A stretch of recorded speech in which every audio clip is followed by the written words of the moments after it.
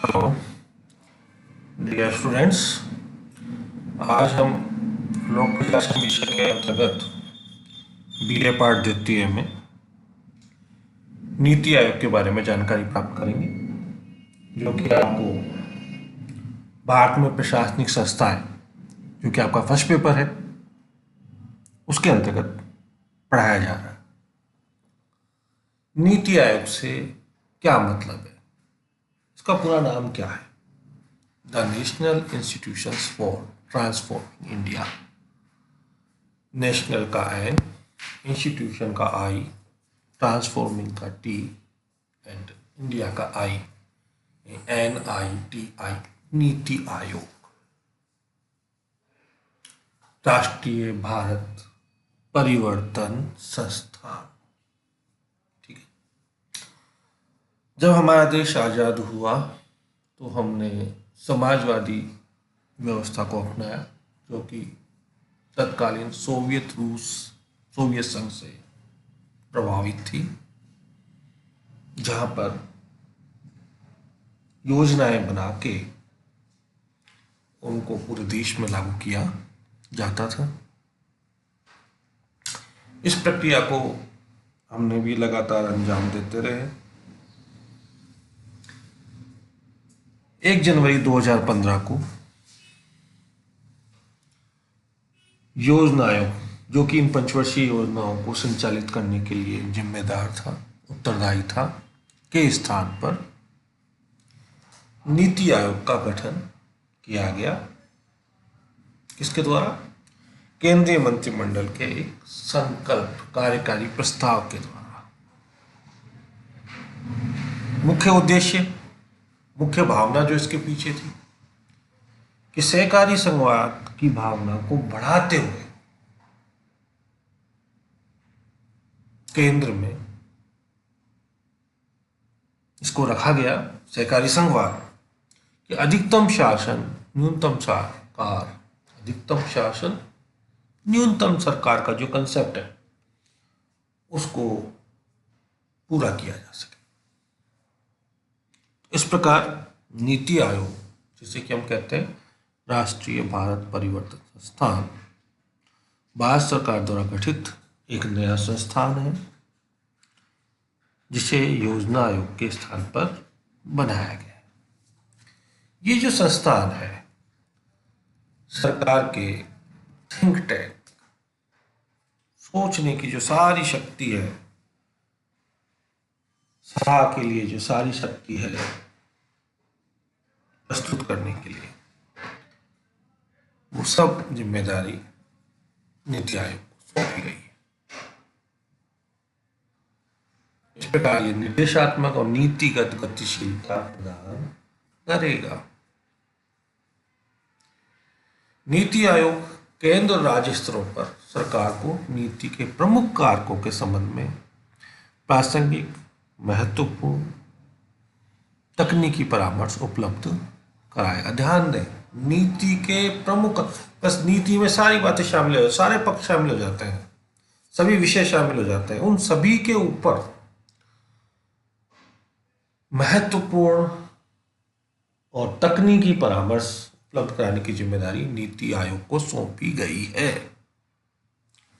इसमें आर्थिक मोर्चे पर राष्ट्रीय और अंतर्राष्ट्रीय आयात, देश के भीतर साथ ही अन्य देशों की बेहतरीन पद्धतियों का प्रसार, नए नीतिगत विचारों का समावेश और विशिष्ट विषयों पर आधारित समर्थन से संबंधित मामले शामिल होंगे। यानी लगभग वो सब पक्ष जो देश के विकास को आगे बढ़ाने के लिए, राज्यों के स्तर को ऊपर उठाने के लिए आवश्यक है, उन सब पे ये परामर्श प्रदान करेगा। तो कुल मिला के यहाँ समझने वाली बात ये आ जाती है कि योजना आयोग और नीति आयोग में क्या अंतर है। योजना आयोग कार्यरत था, हमने उसको समाप्त किया और नीति आयोग लेके आए। तो आखिर इसमें मुख्य वजह क्या है? आखिर ऐसा कौन सी बात है जिसने योजना आयोग को हटा के नीति आयोग लाया गया?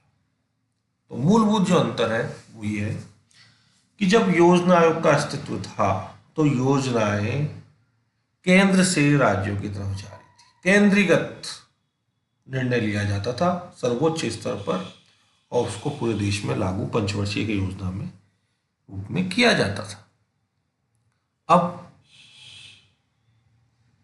यहाँ पे क्या हो गया है कि उस स्थिति में जब केंद्रीकृत निर्णय होते थे, केंद्र में केंद्रीय सरकार हुआ करती थी, अब अंतर ये किया गया है कि हर जगह पे राज्यों को समुचित भागीदारी, वास्तविक भागीदारी, सतत भागीदारी प्रदान की जाएगी। किसके माध्यम से? नीति आयोग के माध्यम से।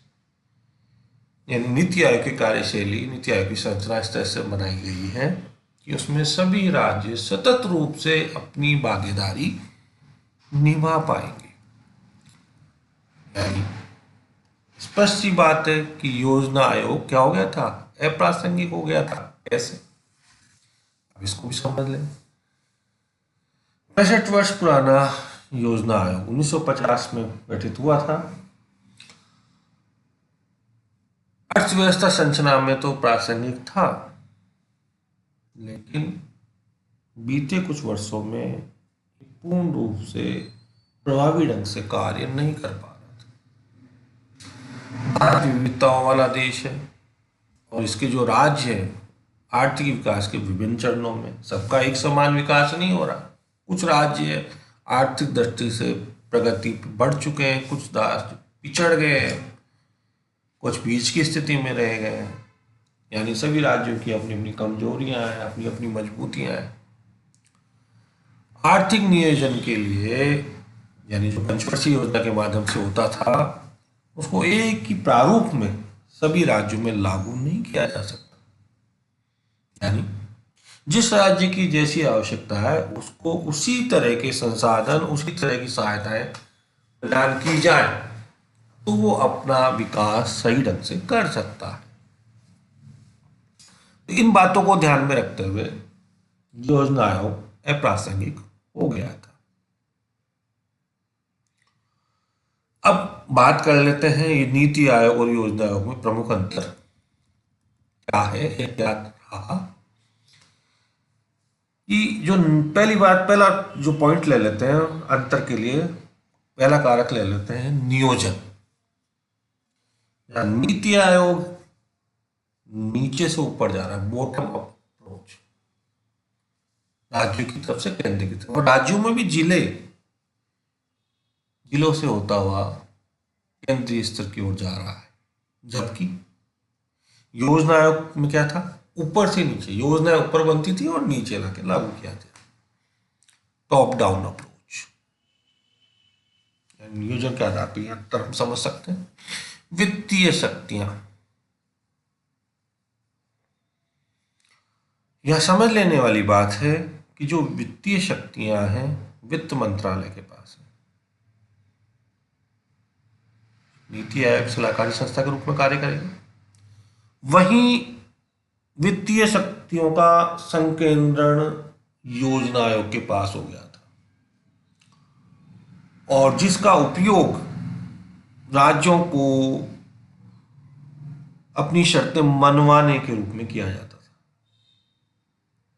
ये बहुत बड़ा अंतर है कि वित्तीय शक्तियां जहां योजना आयोग ने अपने पास ले रखी थी, वहीं नीति आयोग केवल और केवल सलाहकारी संस्था है और सारी वित्तीय शक्तियां वित्त मंत्रालय के पास पहुंच गई हैं। तीसरी, राज्यों की भूमिका। यहां एक बात समझ लेनी है, मैंने एक आपको जो राष्ट्रीय विकास परिषद टॉपिक पढ़ाया था तब ये बात एक्सप्लेन की थी, तो अब यहां भी करने जा रहा हूं कि नीति आयोग में शासी परिषद यानी गवर्निंग काउंसिल के रूप में राज्यों की महत्वपूर्ण भूमिका है। वहीं जहां योजना आयोग का अस्तित्व था उसके साथ एक राष्ट्रीय विकास परिषद का अस्तित्व था और दोनों मिलके अपना कार्य करते थे। तो राष्ट्रीय विकास परिषद के रूप में राज्यों का अस्तित्व था, किंतु वो प्रभावी उस तरह से प्रभावी नहीं था। तो यहां समझ लेने वाली बात है कि नीति आयोग की जो शासी परिषद है उस संदर्भ में बात करें तो राष्ट्रीय विकास परिषद के समकक्ष है। ये अपने आप में एक अलग बात हो गई कि नीति आयोग अपने अंदर गवर्निंग काउंसिल लेके चल रहा है, वहां पे योजना आयोग अलग था और राष्ट्रीय विकास परिषद एक अलग भूमिका में थी। अब बात समझें नियोजन की प्रकृति। नियोजन की प्रकृति संकेतात्मक है और अधिक गुणवत्तापूर्ण है। कहाँ पे? नीति आयोग में। यानी संकेतात्मक का मतलब दीर्घकालिक योजनाएं बनाई जा रही। दीर्घकालीन, दीर्घकालीन का मतलब पहले पंचवर्षीय बनती थी, अब पंचवर्षीय 10 वर्षीय भी हो सकती है, 7 वर्षीय भी हो सकती है, 15 वर्षीय भी हो सकती है, जैसी आवश्यकता 1 वर्षीय भी हो सकती है। संकेतात्मक नियोजन की बात है। पहले फिक्स टाइम था 5 वर्षीय योजना, पंचवर्षीय योजना जो केंद्रीकृत प्रवृत्ति की थी। ये बात हमें समझनी है। तो इन आधारों पे हम नीति आयोग और योजना आयोग में अंतर कर सकते हैं, समझा भी सकते हैं। अगले प्रश्न पूछा जाए आपसे, आप बता सकते हैं। अब बात कर लेते हैं नीति आयोग की संरचना की। नीति आयोग के अंदर इनको शामिल किया गया है, यूं समझ लीजिए नीति आयोग किन से मिलकर बना है। पहली बात, भारत के प्रधानमंत्री नीति आयोग के अध्यक्ष होंगे। वहीं गवर्निंग काउंसिल जो मैंने अभी बताया उसमें राज्यों के मुख्यमंत्री और केंद्र शासित प्रदेशों जहां पे विधानसभा है वहां के मुख्यमंत्री, अथवा जहां पे नहीं है वहां पे उपराज्यपाल इसमें शामिल होंगे। विशिष्ट मुद्दों और आकस्मिक मामलों जिनका संबंध एक से अधिक राज्यों के लिए है, ध्यान से समझेंगे। गवर्निंग काउंसिल अलग है और रीजनल काउंसिल अलग है। क्षेत्रीय परिषदें गठित की जाएंगी और ये विशिष्ट कार्यकाल के लिए बनाई जाएंगी। ये जो क्षेत्रीय परिषदें हैं प्रधानमंत्री के निर्देशानुसार कार्यरत होंगी, यानी उनकी बैठक का निर्धारण, उनका कार्य एजेंडा वो सब प्रधानमंत्री द्वारा निर्देशित होगा। और इसके अंदर संबंधित क्षेत्र के जो भी राज्य हैं उनके मुख्यमंत्री या केंद्र शासित प्रदेशों के उपराज्यपाल इसके अंदर शामिल होंगे। यहां ध्यान रखने वाली बात जो है कि इन क्षेत्रीय परिषदों की जो अध्यक्षता है नीति आयोग के उपाध्यक्ष द्वारा की जाती है, की जाएगी। इसके अलावा संबंधित कार्य क्षेत्र की जानकारी रखने वाले जो विशेषज्ञ हैं, लोग हैं इस तरह के, उनको विशेष आमंत्रित सदस्य के रूप में प्रधानमंत्री द्वारा नामित किया जाएगा। तो ये संरचना आपको समझ में आनी चाहिए, बात स्पष्ट हो ही गई होगी। अब बात कर लेते हैं पूर्णकालिक संगठनात्मक ढांचे की। जैसा कि आप जान चुके हैं कि प्रधानमंत्री नीति आयोग के अध्यक्ष के रूप में कार्य करते हैं। जैसे योजना आयोग में भी अध्यक्ष कौन हुआ करते थे? प्रधानमंत्री हुआ करते थे। दूसरा पॉइंट जो इसमें है, अध्यक्ष के अलावा उपाध्यक्ष प्रधानमंत्री द्वारा नियुक्त होता है। सदस्य कुछ पूर्णकालिक होते हैं और कुछ अंशकालिक होते हैं। ठीक है। इसके अलावा पदेन सदस्यों का भी प्रावधान किया गया है जिसमें अधिकतम 4 सदस्य होंगे। ठीक है। और नामित किसके द्वारा होंगे? सीधी सी बात है, प्रधानमंत्री द्वारा ही होंगे। और नीति आयोग को सचिवालय सहायता प्रदान करने के लिए सचिवालय के प्रमुख के रूप में मुख्य कार्यकारी अधिकारी भी कार्यरत होता है, जो भी प्रधानमंत्री द्वारा नियुक्त होगा और भारत सरकार के सचिव स्तर की उसकी परिस्थिति होती है। अब सचिवालय में कितने कार्मिक होंगे? जैसी आवश्यकता उसके अनुसार कार्मिकों को शामिल किया जाएगा, लिया जाएगा। अब बात करते हैं नीति आयोग के 2 प्रमुख hub. Number 1 team India hub, जो कि राज्यों और केंद्रों के बीच इंटरफेस का काम करता है। दूसरा है ज्ञान और नवोन्मेष, knowledge and innovation hub, NITI Aayog के थिंक टैंक के रूप में कार्य करता है। शुरुआती दौर में नीति आयोग ने 3 दस्तावेज जारी किए हैं, जिसमें पहला है 3 वर्षीय कार्य एजेंडा, दूसरा, 7 वर्षीय मध्यम अवधि की रणनीतिक दस्तावेज, स्ट्रेटेजिक प्लान। और तीसरा है 15 वर्षीय लक्ष्य दस्तावेज। इस चीज को आप ध्यान रखेंगे, आपको याद भी रखना है इस बात को। अब बात करते हैं नीति आयोग के उद्देश्य क्या है। हम इतना कुछ पढ़ रहे हैं, इतना कुछ हमने जान लिया है, तो उद्देश्य बताना कोई बहुत बड़ी बात नहीं है, वो आपके लिए समझना भी मुश्किल नहीं होगा। पहली बात, राष्ट्रीय उद्देश्यों को दृष्टिगत रखते हुए राज्यों की क्या होगी, सक्रिय भागीदारी, जिसकी हम बात कर रहे थे। इस क्षेत्र में राष्ट्रीय विकास की प्राथमिकताओं के क्षेत्र में रणनीतियों को लेकर के एक साझा दृष्टिकोण विकसित किया जाएगा। कहने का मतलब, नीति आयोग का जो विजन है वो क्या है, प्रधानमंत्री और मुख्यमंत्रियों को राष्ट्रीय एजेंडा का प्रारूप उपलब्ध कराना। दूसरी बात, जैसा कि ये नारा ही मान लीजिए आप, कि सशक्त राज्य सशक्त राष्ट्र का निर्माण करता है। नीति आयोग से जुड़ा वाक्य मान लीजिए। इस तथ्य की महत्ता को स्वीकार करते हुए राज्यों के साथ सतत आधार पर, निरंतरता पर संरचनात्मक सहयोग की पहल और तंत्रों के माध्यम से, व्यवस्थाओं के माध्यम से सहयोगपूर्ण संघवाद को बढ़ावा देना। मतलब मुख्य बात वो ये है, सहयोगपूर्ण संघवाद। हमारा देश राज्यों का एक संघ है, इस बात को बलवती, इस बात को प्रमुखता से, इस उद्देश्य की पूर्ति के लिए इस नीति आयोग को बनाया गया है और उम्मीद की जा रही है कि वो इस चीज को बहुत अच्छे से बढ़ावा देगा। तीसरी बात, अब ये समझ लीजिए जो हम पढ़ के आए, बॉटम अप अप्रोच, ग्राम स्तर पर विश्वसनीय योजनाएं तैयार करने के लिए तंत्र विकसित करेगा और इसे उत्तरोत्तर उच्च स्तर तक पहुंचाएगा, नीचे से ऊपर की ओर। ठीक है। आगे आयोग यह भी सुनिश्चित करेगा कि जो क्षेत्र विशेष रूप से उसे सौंपे गए, जो कार्य, जो विषय उसे सौंपे गए हैं,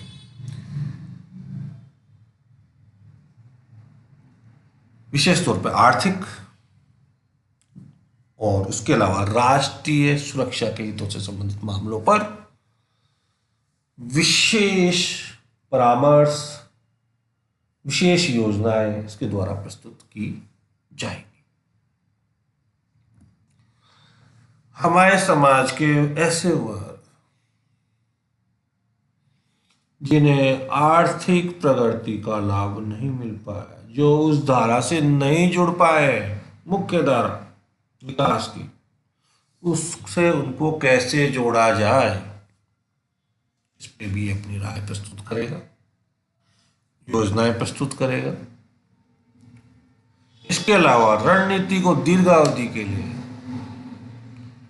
नीति तथा कार्यक्रमों के ढांचे बनाए जाएंगे इसके द्वारा, उसके लिए पहल करेगा, उनकी प्रगति और क्षमता की निगरानी करेगा। और निगरानी जब की जाती है, जब कोई योजना क्रियान्वित होती है, तो जहां जहां समस्या आ रही है, जहां जहां सुधार की आवश्यकता है, जैसी प्रतिक्रिया आ रही है, उसके अनुरूप संशोधन प्रस्ताव भी इसके द्वारा तैयार करके सुधार उसमें किए जाएंगे। इसके अलावा शिक्षा, नीति अनुसंधान की जो संस्थाएं हैं, उनके बीच भागीदारी को बढ़ावा देना और परामर्श और प्रोत्साहन को भी मौका देना, ये सब जिम्मेदारी भी नीति आयोग की रहेगी। राष्ट्रीय और अंतर्राष्ट्रीय विशेषज्ञ, प्रैक्टिशनर जो होते हैं उस टाइप के, अन्य हितधारकों के सहयोगात्मक समुदाय के जरिए ज्ञान, नवाचार, उद्यमशीलता सहायक प्रणाली बनाएगा। मतलब कुल मिला के जहां से भी सहयोग मिल सकता है, जहां से भी परामर्श इसको मिल सकता है, ये परामर्श प्राप्त करेगा और राष्ट्र के विकास को उत्तरोत्तर बढ़ाने के लिए, राज्यों को प्रगति पथ पे चलाने के लिए, सबके विकास को बढ़ावा देने के लिए अपनी तरफ से पुरजोर प्रयास करेगा। इसके अलावा विकास के एजेंडे के कार्यान्वयन में तेजी लाने के लिए क्या करेगा ये? अंतर क्षेत्रीय और अंतर विभागीय मुद्दों के समाधान के लिए एक मंच है। जैसा कि हम पढ़ चुके, क्षेत्रीय परिषदों के गठन की प्रावधान की बात की गई है।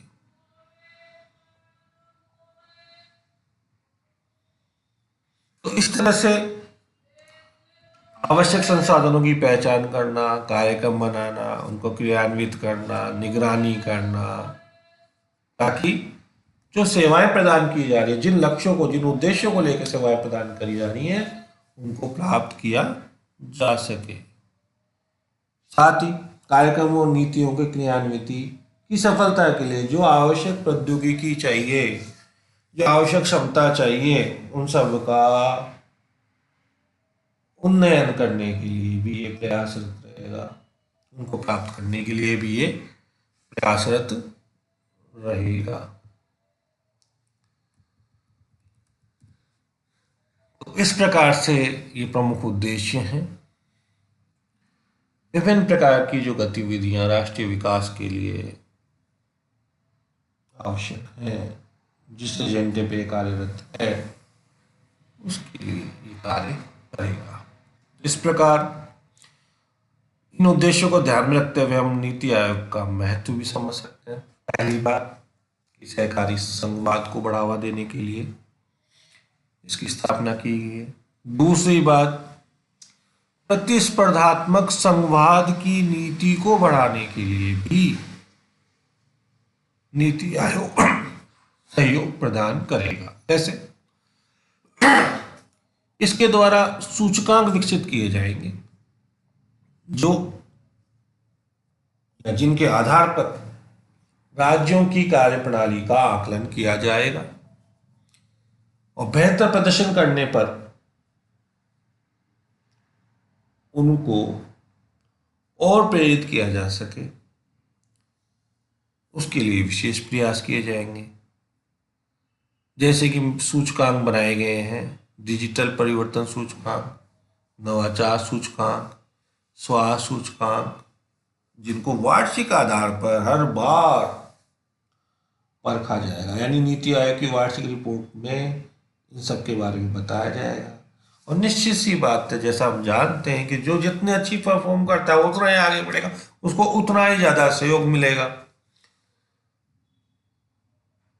तो इस प्रकार से राज्यों के मध्य विकास के लिए प्रतिस्पर्धा बढ़ाने की जिम्मेदारी नीति आयोग की है और ये इसमें सफल भी होगा, इसमें कोई शक नहीं।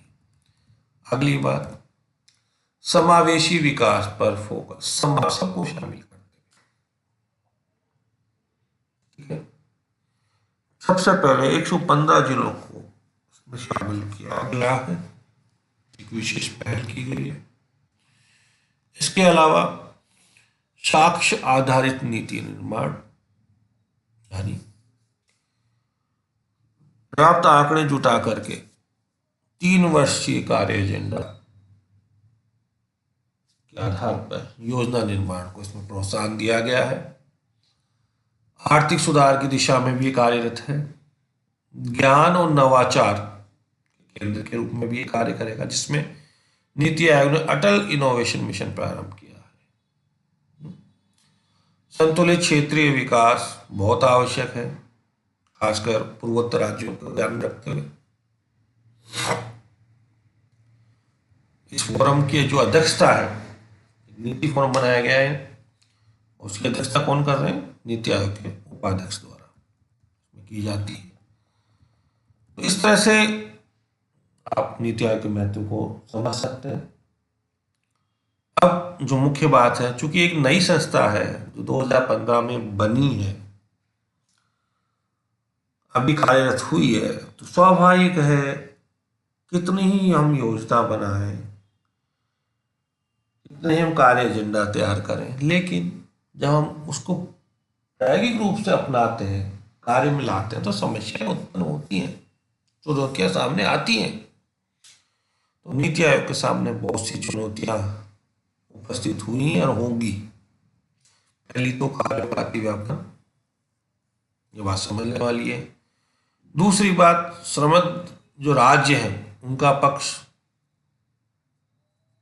जब हम प्रतिस्पर्धात्मक संवाद की बात कर रहे हैं तो जहां जो विकसित राज्य हैं वो अच्छा परफॉर्म करेंगे, जो पिछड़े हुए उनकी परफॉर्मेंस में कमी ही रहेगी।